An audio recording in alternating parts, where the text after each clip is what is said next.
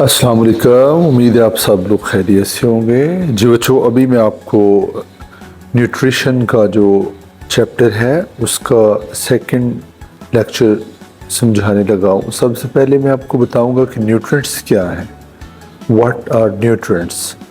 तो हमें पता है कि न्यूट्रिएंट्स वो फूड कंपोनेंट्स हैं, वो ग़िज़ाई अज्जा हैं जो हमें सेहतमंद रहने में और हमारे जिस्म की मुरम्मत में हमारी मदद करते हैं। They are the components that are needed for the normal growth of our bodies, and they are also responsible for keeping us healthy. And when we are taking the nutrients inside the body and making them a part of our body, this process is called nutrition.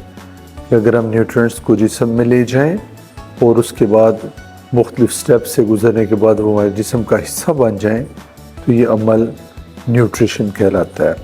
Nutrition दो types की है, autotrophic and heterotrophic.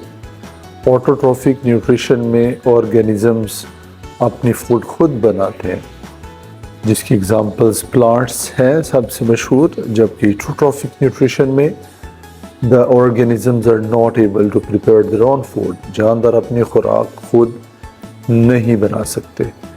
Heterotrophic nutrition को हम अपनी आसानी के लिए 5 steps में डिवाइड करते हैं, जिनके नाम है इंजेशन, डाइजेशन, एब्जॉर्प्शन, एसिमिलेशन और इजेशन। अब इनके मुतालिक मैं थोड़ा थोड़ा बताना चाहता हूँ। आप देख सकते हैं कि इंजेशन का मतलब होता है taking the food inside the body.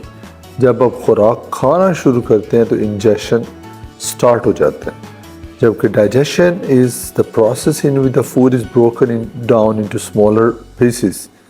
अगर हम खुराक को छोटे छोटे टुकड़ों में तकसीम करें तो अमल कहलाएगा डाइजेशन। यहाँ पर मेरा आप सब लोगों से क्वेश्चन है कि तो why the food is needed to be broken down into small pieces, कि हमें खुराक को छोटे छोटे टुकड़ों में बांटने की क्या ज़रूरत पड़ती है, क्यों ज़रूरी है।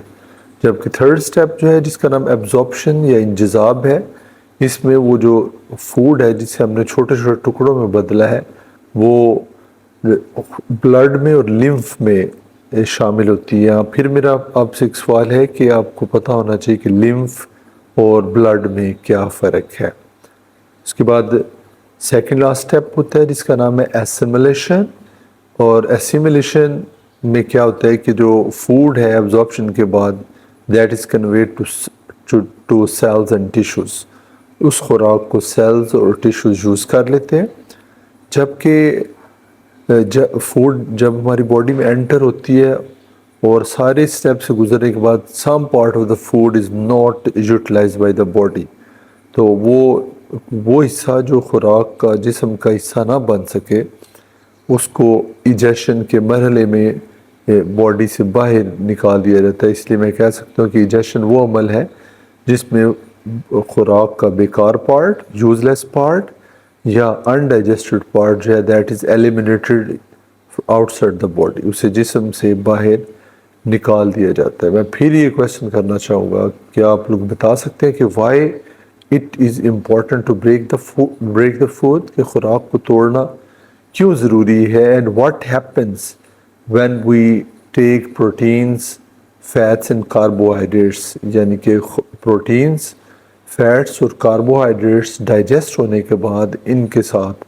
क्या होता है। अब मेरा आपसे नेक्स्ट जो है कि डाइजेशन को हम अपनी आसानी के लिए मुख्तलिफ स्टेप्स में डिवाइड करते हैं। अब उन सारे स्टेप्स में इंसान का डाइजेस्टिव सिस्टम रोल प्ले करता है, जिसका दूसरा नाम एलिमेंट्री कैनाल भी है, which is a very long tube. एक लंबी नाली है, almost more than 20 feet long, 20 feet से भी ज़्यादा, और उसके अंदर कुछ एसेसरी ऑर्गन्स हैं, मददगार अज़ा हैं, और उनकी मशहूर एग्जांपल्स में सैलिवरी ग्लैंड्स हैं जो थूक पैदा करते हैं, लिवर या जिसे हम जिगर भी बोलते हैं, और लबलबा जिसको हम पैंक्रियाज भी बोलते हैं। हर एक के रोल को ग्रेजुअली डिस्कस किया जाएगा। अब यहाँ पे हमारे पास है कि oral cavity, which is actually the first main stop of the food, ہمارے ڈائجسٹو سسٹم میں یہ پہلا سٹاپ ہے جہاں پہ فوڈ کو پروسیس کیا جاتا ہے.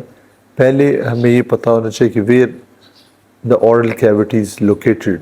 تو یہ اس کی تعریف اگر کریں تو ہم کہتے ہیں کہ this is the portion just right behind the mouth.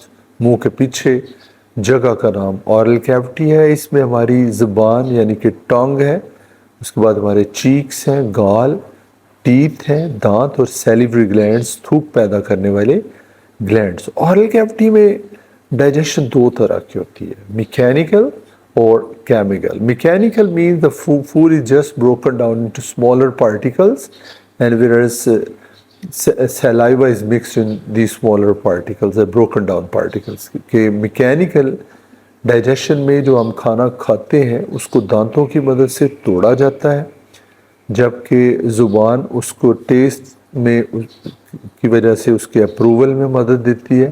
یعنی کہ اگر زبان کو اچھی لگے تو ہم زیادہ خوشی سے کھانا کھاتے ہیں, جبکہ گالوں کا کام ہے they keep the food right beneath the teeth, کہ وہ خوراک کو دانتوں کے نیچے رکھتے ہیں تاکہ وہ اچھی طرح سے ٹوٹ سکے. اور ہماری اورل کیوٹی میں سیلیوری گلینڈز کے 3 پیئرز ہیں جو اس میں گریجلی سیلائیوا یعنی کہ تھوک شامل کرتے رہتے ہیں.